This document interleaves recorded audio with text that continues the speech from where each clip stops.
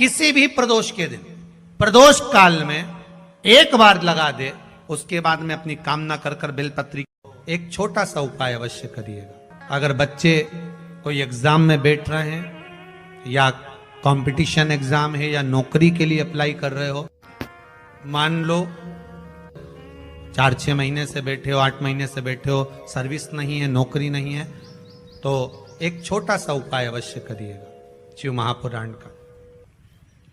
महाराज बेलपत्री के पेड़ के नीचे विराजमान होकर, बेलपत्री के पेड़ के नीचे जिसको नौकरी के लिए या एग्जाम में बैठ रहा है वो जल चढ़ाए, बेलपत्री के पेड़ के नीचे थोड़ा सा दूध चढ़ाए, फिर जल चढ़ाए और अपने राइट भाग में घी का दिया और अपने लेफ्ट भाग में तेल का दिया। किसी भी प्रदोष के दिन, प्रदोष काल में एक बार लगा दे, उसके बाद में अपनी कामना कर कर बेलपत्री के पेड़ के नीचे धोख लगाकर प्रणाम कर कर आ जाए और चले जाए इंटरव्यू के लिए, बाबा उत्तीर्ण करा ही देगा, नौकरी दिलाए।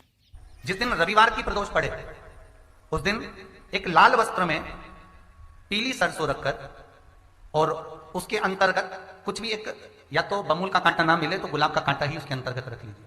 और मान लो कोई काम ऐसा है कि उसमें पैसा तुम्हारा आ ही नहीं रहा, बहुत घाटे पर घाटा जा रहा है, नुकसान बहुत हो रहा है और कोई काम हो ही नहीं रहा, तो महाराज जिस दिन रविवार की प्रदोष पड़े उस दिन एक लाल वस्त्र में पीली सरसों रखकर और उसके अंतर्गत कुछ भी, एक या तो बमूल का कांटा ना मिले तो गुलाब का कांटा ही उसके अंतर्गत रख लीजिए और उसको शिव मंदिर का स्मरण कराकर शंकर भगवान का नाम लेकर रू भैरव, कौन सा भैरव है उसकी भी कथा भी आने वाली है। ये दारुक नाम के राक्षस का संहार करने के लिए जब माता अवतार लेगी तब शंकर भगवान बच्चे का रूप रखकर रोएंगे, तो शिव जी का एक नाम होगा रू भैरव। ये भैरव कहां पर रहता है तो कहा ये शमशान में रहता है। कहां रहता है ये भैरव? शंकर का जो एक अवतार है रू भैरव, ये भैरव अवतार शमशान में रहता है।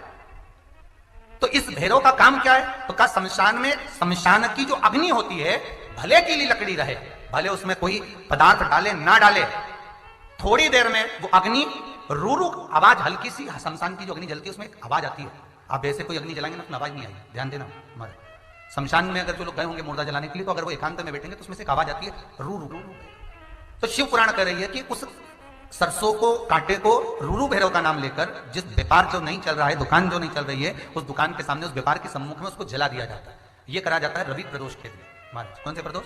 रवि प्रदोष के, जो सुख का भान कराती है, व्यापार की उन्नति के लिए, समृद्धि के लिए, लक्ष्मी के लिए इसका प्रयोग किया जाता है। तो यहां आप स्वयं भाग्यशाली हैं, आप स्वयं किस्मत वाले हैं।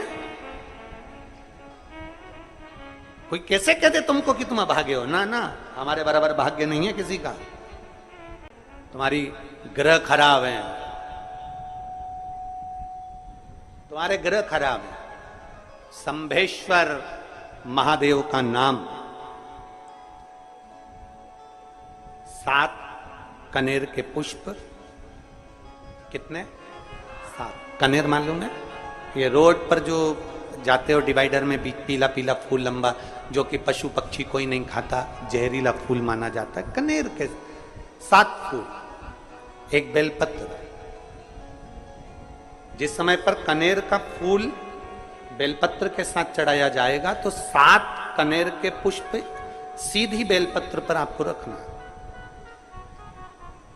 2-3 प्रदोष कर कर देखना। अगर कोई आपसे कहे कि आपका भाग्य ठीक नहीं चल रहा, आपकी किस्मत ठीक नहीं चल रही, आपके ग्रह ठीक नहीं चल रहा है, आप भाग्यशाली नहीं हो, पहले तुम वहां से उठ जाओ, उसके बाद में देवाधिदेव महादेव के पास 7 कनेर के पुष्प एक बेलपत्र में रखकर नंदीश्वर के पास में बैठकर श्री शिवाय नमस्तुभ्यम बोलकर अशोक सुंदरी वाली जगह पर स्पर्श कराकर भगवान शंकर पर 7 फूल के साथ बेलपत्री की डंडी अशोक सुंदरी की साइड हो, ऐसा स्मरण करते हुए शिव को समर्पित कर दे। वही बेलपत्री 5 बार नमः शिवाय या पंचाक्षर मंत्र, षडाक्षर मंत्र या श्री शिवाय नमस्तुभ्यम बोलकर वही बेलपत्री 3 प्रदोष, 4 प्रदोष, 5 प्रदोष, 2 प्रदोष, जितने प्रदोष आप चढ़ा रहे हैं प्रदोष काल में, वो बेलपत्री लाकर अपने कक्ष में, अपने पूजन वाले स्थान पर रखते जाओ। एक बेलपत्री एक प्रदोष पर लाओगे, अगला प्रदोष आएगा, कितना अंतर पड़ता है आपके भाग्य बदलने में, आपको खुद मालूम पड़ जाएगा कि आपकी किस्मत कैसे बदल रही है। मेहनत आपको करना है, परिश्रम आपको करना है, लगन आपको लगाना है। और बेलपत्री और कनेर का पुष्प शिव को चढ़ाओ। यहां नहीं चढ़ा सकते, अपने घर पर चढ़ाओ, अपने शिवालय में चढ़ाओ, अपने देवालय में चढ़ाओ, अपने नजदीक में जो शंकर मंदिर वहां चढ़ाओ। आराधना शिव की। कोई कह दे तुमसे कि ये ठीक नहीं, प्रथम आप ये जो कनेर के फूल चढ़ाओगे ना, इसमें श्रंभेश्वर महादेव का भाव होना चाहिए। श्रंभेश्वर महादेव, फिर से एक बार बोलो, कौन से महादेव? श्रंभेश्वर। और फिर एक निवेदन, मान लो कि डॉक्टर कह दे कि बच्चे की धड़कन नहीं आ रही है, 7 पुष्प कोई से भी, 7 बेलपत्र अशोक सुंदरी वाली जगह पर एक एक कर कर बेलपत्र, एक बेलपत्र एक पुष्प अशोक सुंदरी वाली, एक बेलपत्र एक पुष्प अशोक सुंदरी वाली जगह पर चढ़ा दीजिए।